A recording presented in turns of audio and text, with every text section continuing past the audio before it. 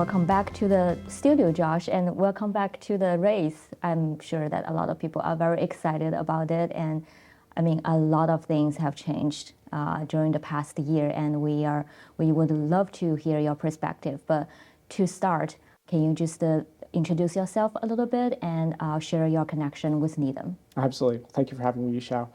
I grew up in Needham, went to Needham Public Schools, and now my wife and I are raising our 2.5-year-old son in town.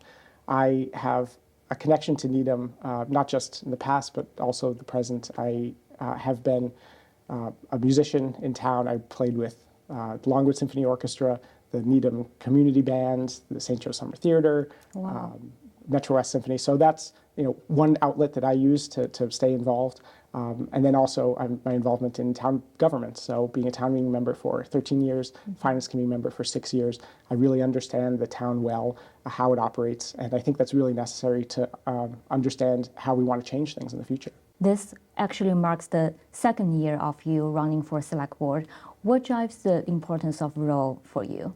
What inspires me are the people who ask me questions, share their desires and concerns. People will come to me and say, I'm having trouble paying my property taxes. Who do I talk to? Or I'm having, I think that my child needs more services in school. Who do I talk to? I have flooding issues in my house. Who do I talk to? There's a theme. People know what they want fixed or they know what they want to have happened, but they don't really know what the solution is or who they should talk to.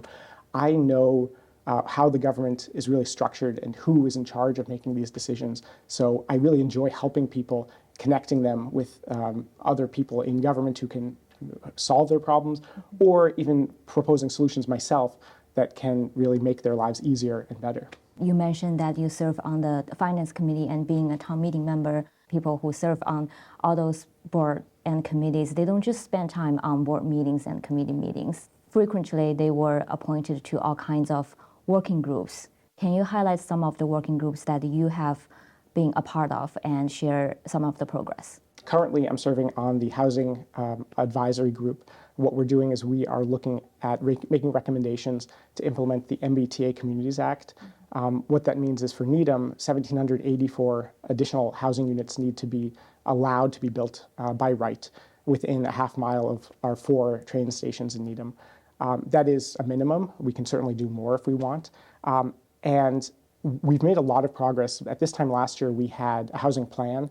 Now we're really diving deep into the details, looking at the lot coverage, the height restrictions, setbacks, where geographically we want to put this housing or allow for this housing to be built. So when getting into the details is really important for implementation. We're hoping to bring at least one proposal to town meeting in October for the town to vote on. The other working group that I have been closely involved with is the Facilities Master Plan working group. That met... School Facility Master Plan? Thank you. School Facilities Master Plan. We met I think it was frequently, weekly, in the fall, winter of 2021-2022, really looking at all various options for rebuilding or reconstructing Pollard and Mitchell schools. Also touches upon High Rock as well. So thinking about how big do we want the schools to be? Where do we want the schools to be, in their existing locations or in different locations? What grade configuration should it look like? Do we want to have 6th grade at High Rock or move it over to Pollard so that Pollard is a 6 through 8 middle school? So we looked at all of these options. We now have a set of plans. We're lucky enough that the Needham has been invited by the Massachusetts School Building Authority into its program for potential reimbursement.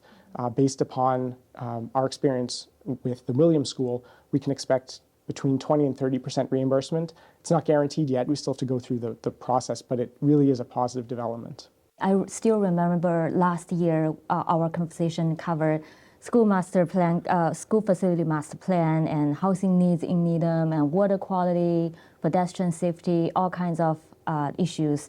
For sure, some challenges persist. Are there any shifts in perspective on these issues compared to our last conversation? I wouldn't say my perspectives have changed. One thing that I'm working very hard at doing is speaking more regularly with members of other boards outside of the Finance Committee, members of the Select Board, School Committee, Planning Board in particular.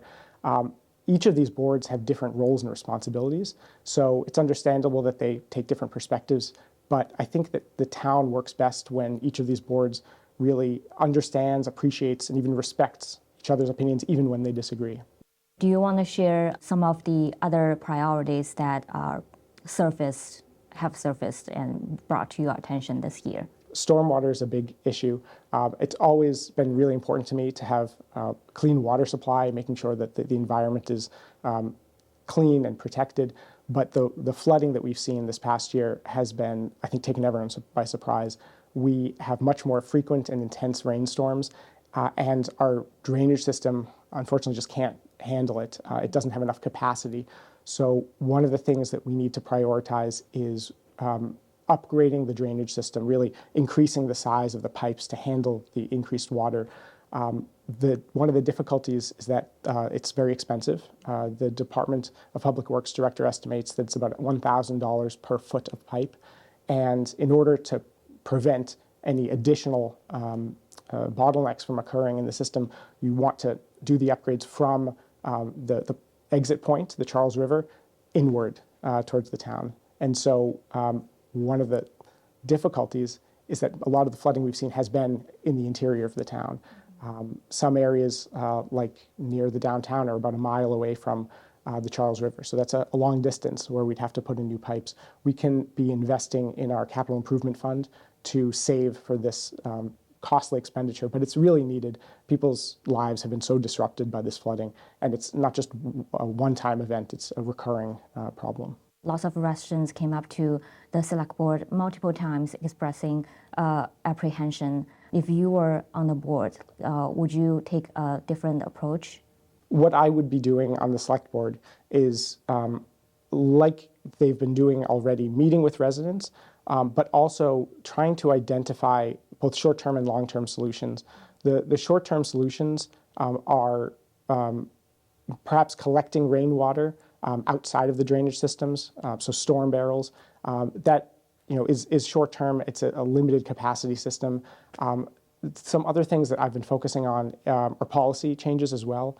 So when we look at the MBTA housing, I think we need to be careful about how much lot coverage we allow. So for instance, when a building or pavement covers the ground, it prevents water from naturally flowing into the ground, and instead it has to go into the drain system. If we can have more of that water go directly into the ground, that's going to be a benefit to the town and save it from more flooding in the future. Some of the areas, like the Chestnut Street Business District, currently allow between 35% and 50% lot coverage. Surrounding residential neighborhoods in the single residence B allow only up to 30% lot coverage. So there's a very big discrepancy. I think if we can focus on limiting the lot coverage, maybe we'll have to make that up in height. I think that's a good policy choice that we can do. The Finance Committee have taken opposing positions compared to the Select Board, and you personally also went to the Select Board meetings during the public comment sessions, raising questions. Do you envision yourself having contrasting views than the rest of the board, and how would you navigating differing views with your colleague if elected? I think it's natural to have differing views because everyone comes from different backgrounds and perspectives, so people see things differently. When you come to a disagreement, I don't think it's always a problem. I think it can be a way to find a solution. So sometimes when people disagree, you can give or take one way or another, or you can really find another way that neither party was thinking about in the first place. I think one great example of that, when I first joined town meeting, the town was discussing the senior center. There was no senior center at the time, and really there could not be an agreement on where to put it. Some people were thinking at Emery Grover. Well, the school department was using that. Some people were thinking over by the Ridge Hill Reservation, but that's very far from the town center. Ultimately, that disagreement led to looking for another possibility, and we went to the MBTA and we said, could we exchange some land with you? And now the senior center is in a very central location. It's a very successful building and used all the time. So disagreements can often lead to the best outcomes. Okay, wonderful. Is there anything else you want to share regarding concerns that you want to address? Housing for me is really important, not just in the MBTA communities context, but focusing on other needs. Starter homes are really disappearing in town. they're being torn down and replaced by large homes, but those small homes are becoming rarer. So if we can incentivize developers to build starter homes, again, that may require us to look at revising some lot minimums in some areas, so you can build 2 small homes where you could previously only build 1 large one. I think that would be a benefit to both the developer and also to the town economically.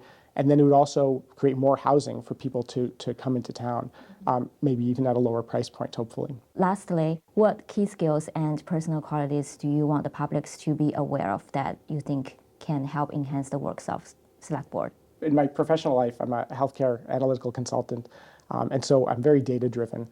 Every question I look at really requires me to look at the data and understand what it's telling me. So I use that skill in my work with the town, being very data-driven and weighing the costs and benefits. I still have priorities and feelings about issues, but I have to add the data to that all the time and back it up with that data. And then I'm also, as I mentioned, a father of a 2.5-year-old son. It's really exposing me to the benefits of being even more patient and even more empathetic.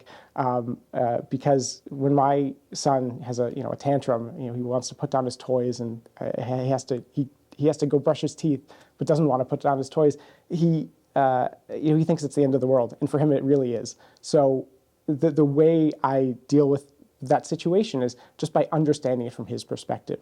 And I think there's a lot to learn by being empathetic with everyone. Have you used your data analysis skills before to help with the town projects? Yeah, absolutely. When we were discussing the fire station, this was a couple of years ago, we looked at the size of the fire station. I looked at several other towns and compared the sizes of fire stations to their populations to really understand, is this appropriate for Needham? We ended up building a fire station in Needham that could accommodate about 35,000 people, which was bigger than the town had at the time. But it looks like the town continues to grow, and it was appropriately sized. Well, thank you so much, Josh, for coming and speaking to me today, and I wish you good luck. Thank you very much, Isha.